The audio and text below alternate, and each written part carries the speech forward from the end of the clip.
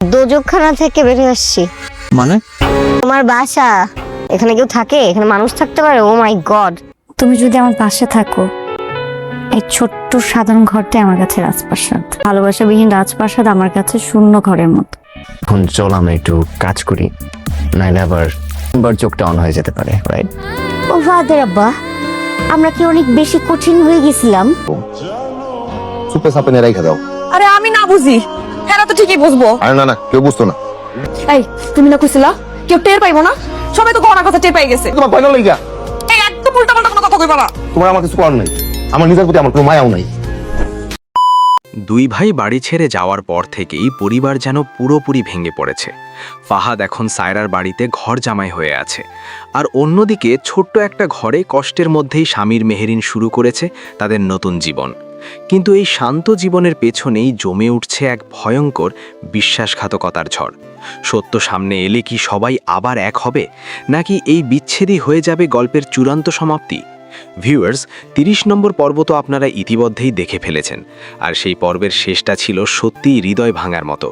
তবে আজকের ভিডিও আরও বড় ধামাকা নিয়ে হাজির, কারণ আমরা আলোচনা করব 31 নম্বর পর্ব নিয়ে, যেটি হতে যাচ্ছে এই নাটকে একেবারে শেষ অধ্যায়। আজ জানব 31 নম্বর পর্বে কি কি ঘটতে পারে, কবে আসছে এই পর্ব, কোন ভয়ঙ্কর টুইস্ট অপেক্ষা করছে সামনে, আর শেষটা কি সুখের হবে নাকি আরও কষ্টে মোড়ানো, সব জানবেন এই ভিডিওতেই, তাই একদম শেষ পর্যন্ত সাথে থাকুন।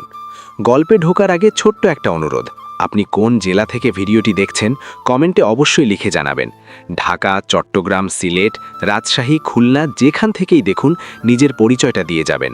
আর যদি আমাদের চ্যানেলে নতুন হয়ে থাকেন, এক্ষুনি সাবস্ক্রাইব করে বেল আইকন অন করে রাখুন, কারণ শেষ পর্বের আপডেট সবার আগে আপনিই পাবেন। 31 নম্বর পর্বের শুরুতেই দেখা যায় ফাহাদ আবার সায়রাদের বাসায় ফিরে এসেছে, এবার যেন একেবারের জন্যই, অর্থাৎ সে এখন পুরোপুরি ঘর জামাই। অন্যদিকে সামিরের বাবা মা, ছোট বোন ফারহানা এবং ফুপু ফাতেমা কান্নায় ভেঙে পড়েন, কারণ তাদের দুই ছেলে ফাহাদ ও সামির দুজনেই বাড়ি ছেড়ে চলে গেছে। পুরো বাড়ি এখন ফাঁকা, নীরব। এদিকে রফিক ফুপার সাহায্যে সামিরের এক বন্ধু শহরে একটি ছোট ফ্ল্যাট ভাড়া করে দেয়। সেই ছোট্ট বাসাতেই শুরু হয় নতুন সংগ্রামের জীবন। সামির ভেঙে পড়ে বলে, আমি তোমাকে কিছুই দিতে পারিনি, শুধু কষ্টই দিয়েছি। কিন্তু মেহেরিনের উত্তর যেন ভালোবাসার সবচেয়ে বড় উদাহরণ। তুমি পাশে থাকলেই এই ছোট ঘরটাই আমার রাজপ্রাসাদ। ভালোবাসা ছাড়া টাকা, গয়না, বাড়ি কিছুই আমার কাছে মূল্যবান নয়। এই বলে সে সামিরকে জড়িয়ে ধরে। এরপর দেখা যায় মেহেরিন একটি ছোট অফিসে চাকরি শুরু করে, সামিরও ব্যবসা শুরু করার পরিকল্পনা করে। ধীরে ধীরে মেহেরিনের বেতন বাড়তে থাকে, সামিরের ব্যবসাও একটু একটু করে এগোয়। কষ্টের মধ্যেও তারা স্বপ্ন দেখে সামনে এগিয়ে যাওয়ার। কিন্তু অন্যদিকে ফাহাদ জড়িয়ে পড়ে মীরার সাথে গোপন সম্পর্কে। তারা যখন অফিসে ঘনিষ্ঠ মুহূর্তে কথা বলছিল, ঠিক তখনই এক সহকর্মী সবকিছু ভিডিও করতে শুরু করে সায়রাকে পাঠানোর উদ্দেশ্যে। তবে ফাহাদ বিষয়টি টের পেয়ে যায়। একই সময়ে সায়রা ফোন করে বলে, আমি তোমাকে অনেক ভালোবাসি ফাহাদ, তুমি আমাকে ধোঁকা দেবে না, তাই তো?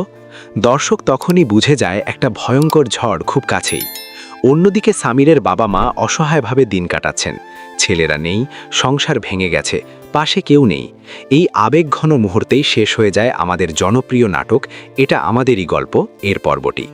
শেষ করার আগে কয়েকটা প্রশ্ন রেখে যাই। সায়রা কি সত্যিটা জানতে পারবে?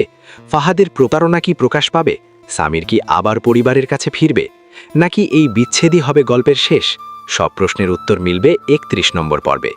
সবচেয়ে গুরুত্বপূর্ণ খবর হলো 31 নম্বর পর্ব আসছে আগামী 18 তারিখ, রোজ বুধবার ঠিক দুপুর 12টায়, শুধু আমাদের চ্যানেলেই। ভিডিও ভালো লাগলে লাইক দিন, আর কমেন্টে জানাতে ভুলবেন না আপনি কোন জেলা থেকে দেখছেন। শেষ পর্ব মিস না করতে এক্ষুনি সাবস্ক্রাইব করে আমাদের সাথেই থাকুন।